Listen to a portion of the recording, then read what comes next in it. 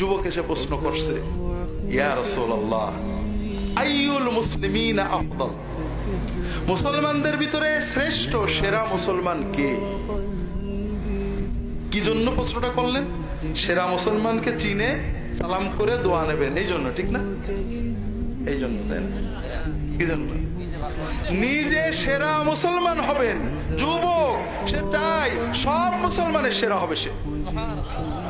কাজে ছোটখাটো কোনো প্রশ্ন করিনি, একবারে ফার্স্ট ক্লাস ফার্স্ট, কোথায় গেলে পদ বেশি রে বলেন, কথা বোঝেননি? এই যুবক জীবন পাল্টানোর জন্য রাসূলুল্লাহ সাল্লাল্লাহু আলাইহি ওয়াসাল্লামের কাছে গেছে। প্রশ্ন করছে কি?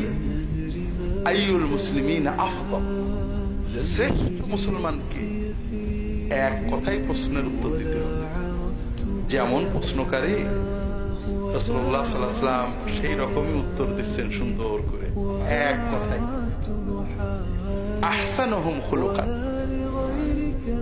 মুসলমানদের ভিতরে সেই বেস্ট মুসলমান যে বেশি তাহাজ্জুদ পড়ে, যে বেশি জিকির করে, যার জুব্বাটা বেশি বড়, যার পাগড়ি বেশি সুন্দর, যে বেশি দান খয়রাত করে, যে বেশি বার হজ করেছে, যে বেশি নফল নামাজ পড়ে, কিচ্ছু বলেন, সব ভালো, সব ইমানের কর্ম সব ঠিক আছে, কিন্তু শ্রেষ্ঠ মুমিন মুসলমান হওয়ার জন্য রাসূলুল্লাহ সাল্লাল্লাহু আলাইহি ওয়াসাল্লাম এদিকে গেলেনই না।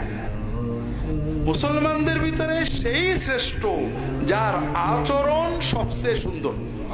আল্লাহু আকবার।